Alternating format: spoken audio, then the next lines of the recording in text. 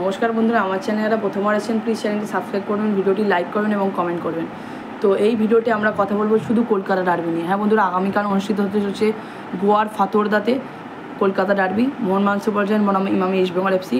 Group এর অত্যন্ত গুরুত্বপূর্ণ একটি ম্যাচ, যেখানে মোহনবাগান সুপার জায়ান্টের জন্য ডু অর ডাই ম্যাচ। হ্যাঁ বন্ধুরা, যেহেতু ডেম্পো এসসির বিরুদ্ধে আমি বলে দিয়েছি এর আগে যে ড্র করেছে, তাই জন্য মোহনবাগান সুপার জায়ান্টকে জিততেই হবে এই ম্যাচটি, এক গোল হলেও জিততেই হবে।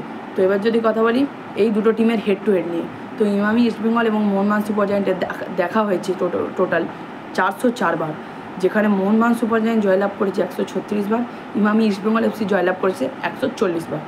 এবার যদি কথা বলি ড্র নিয়ে, তো 128 বার ম্যাচ ড্র হয়েছে। তো এবার যদি কথা বলি এই দুটো টিমের কারা হতে চলেছে কি প্লেয়ার্স, তো ইস্টবেঙ্গল এফসির কি প্লেয়ার্স হতে চলেছে বিপিন সিং, মিগুয়েল ফেরেরা এবং রাশিদ। এই তিনজন যেরকম খেলবে তাতে কিন্তু ইস্টবেঙ্গল এফসির অ্যাটাক মিডফিল্ড সব কিছুই সামলে যাবে। এবার যদি কথা বলি মোহনবাগান সুপার জায়ান্টকে নিয়ে, তো মোহনবাগান সুপার জায়ান্টে এই ডার্বিতে কী প্লেয়ার্স হতে চলেছে আপুইয়ার আলতে, সাহাল আব্দুল সামাদ। এই দুজন যেরকম ফুটবল খেলবে তাতে কিন্তু মোহনবাগান সুপার জায়ান্টে অ্যাটাক মিডফিল্ড ক্রিয়েটিভিটিতে ভরে যাবে টিমটা, ফিনিশিংয়েও অভাব নেই মোহনবাগান সুপার জায়ান্টের।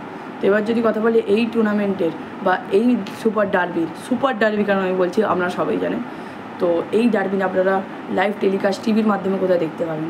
তো যারা টিভিতে দেখতে চাইছেন তারা দেখতে পাবেন স্টার স্পোর্টস খেল অ্যাপেতে, স্টার স্পোর্টস খেলেতে দেখতে পাবেন।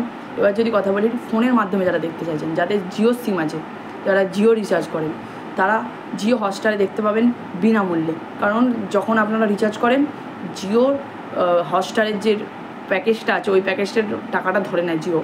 তো এবার যদি কথা বলি যাদের এয়ারটেল ভোডাফোন রিচার্জ আছে ইত্যাদি আছে, তো তাদেরকে কিন্তু রিচার্জ করে এই ডার্বি দেখতে হবে। আমি বলেছি বন্ধুরা অত্যন্ত গুরুত্বপূর্ণ ডার্বি হতে চলেছে। আইএফএ শিল্ড ডার্বি যা দেখেছেন ইম্পর্টেন্ট ডার্বি, কারণ এই টুর্নামেন্টে এই ডার্বিটি 90 মিনিটের খেলা হবে। হ্যাঁ বন্ধুরা, কোনো এক্সট্রা টাইম কোনো টাইব্রেকার কিচ্ছু হবে না। ড্র হলে ইস্টবেঙ্গল কোয়ালিফাই করে যাবে, মোহনবাগান জিতলে মোহনবাগান কোয়ালিফাই করে যাবে। তো মোহনবাগান কিন্তু তাদের বেস্ট দেওয়ার চেষ্টা করবে।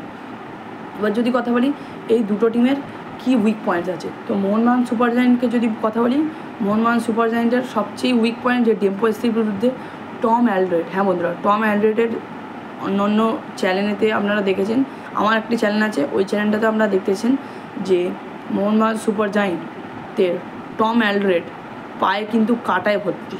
তো তিনি যদি খেলেনও, তিনি বলেছেন যে আমি ডার্বি খেলতে ইচ্ছুক আছি, কিন্তু তিনি যদি ডার্বি খেলেনও আমি কথা দিচ্ছি যে 90 মিনিট তিনি খেলতে পারবেন না।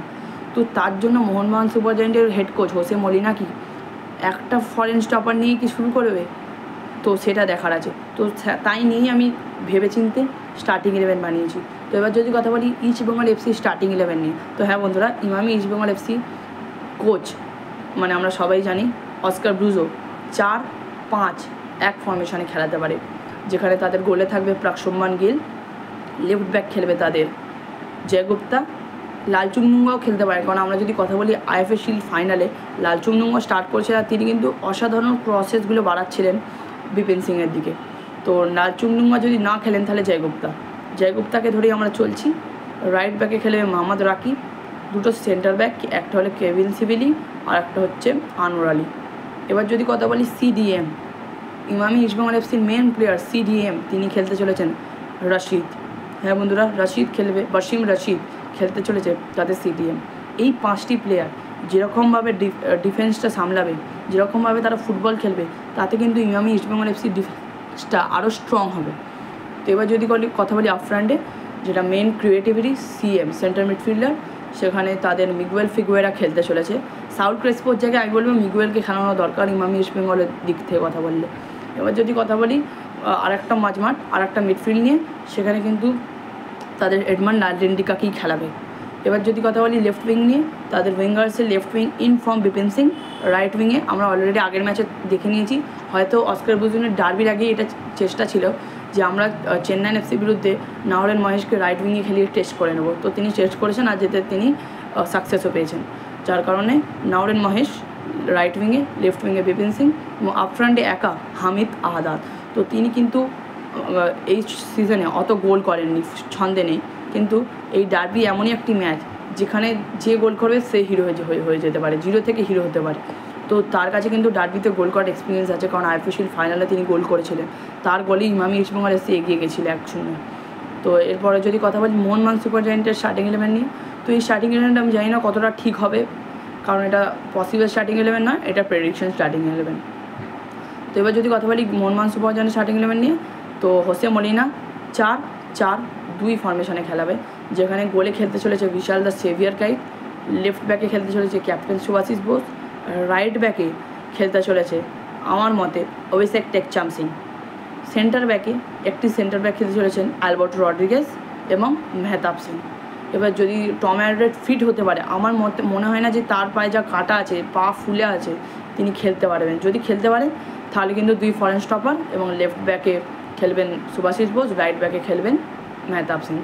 তো এটাই হবে, কিন্তু আমার মনে হয় না এটা করা ঠিক হবে, রিস্ক নেওয়া ঠিক হবে না আমার মনে হয় হোসে মলিনা। তো তিনি কিন্তু হয়তো একটা স্টপ ফরেনের সাথে মেহতাব সিংকে জুড়ে দেবেন, কারণ মেহতাব সিং মুম্বাই সিটি এফসিতে খেলেছেন অনেক ভালোভাবে। এবার যদি কথা বলি আপফ্রন্ট নিয়ে, মোহনবাগান সুপার জায়েন্টের সিএম সেন্ট্রাল মিডফিল্ডার সিডিএম দুটো রোলই নেমাতে চলেছেন আপুইয়ার আলতে। হ্যাঁ বন্ধুরা, আপুইয়াই খেলবে, দুটো রোল নেমাবে।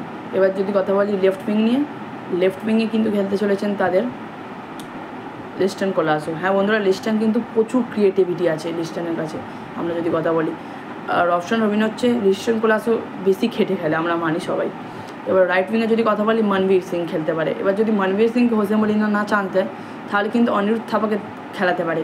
অনিরুদ্ধ থাপা যদি খেলে তাহলে সিডিএমে অনিরুদ্ধ থাপা থাকবে, সিএমে থাকতে পারে অপুইয়ার আলতে, লেফট উইং লিস্টন, রাইট উইংয়ে কিন্তু সাহাল আব্দুল সামাদ খেলবে। কিন্তু আমার মনে হয় না এটা হবে, কারণ অ্যাটাকিং মিডফিল্ডারে সাহাল খেলবে, রাইট উইংয়ে আমার মনে হয় যে মনবীর সিং খেলতে পারে। এবার যদি কথা বলি আপফ্রন্ট নিয়ে, তো জেসন কামিন্স এবং জেমি ম্যাকলারেন শুরু করতে চলেছে, যেখানে জেসন কামিন্সকে একটু ক্রিয়েটিভ রোল নেওয়াতে হতে পারে। যদি তিনি না হোসে মলিনা দেখেছেন যে আগের ম্যাচে জেসন কামিন্স কীরকম টাইব্রেকার মিস করেছেন আইএফএ ফাইনালেতে, তো তিনি যদি চান রবশন রবিনকেও চান্স দিতে পারেন। তো এটা তার উপর ডিপেন্ড করছে, কিন্তু এই ডার্বিটি খুব হাড্ডাহাড্ডি ডার্বি হতে চলেছে। হ্যাঁ বন্ধুরা, এই ডার্বিতে মোহনবাগান সুপার জায়েন্ট জয়লাভ করতে গেলে মোহনবাগান সুপার জায়েন্টকে কিন্তু অ্যাটাকি ফুটবল খেলতে হবে, তবেই তারা জয়লাভ করতে পারবে। তো মোহনবাগান সুপার জায়েন্টের hope for the best. Mohun Bagan super giant জিতলেই সেমিফাইনালে গিয়ে আমি বলবো সেমিফাইনালে গিয়ে হারুক তাও ঠিক আছে, ডার্বি যেন না হারুক Mohun Bagan. Hope for the best. আমরা জয় নিয়ে মাঠ ছাড়বো ফতেউদ্দার গোয়া থেকে। সো জয় মোহনবাগান।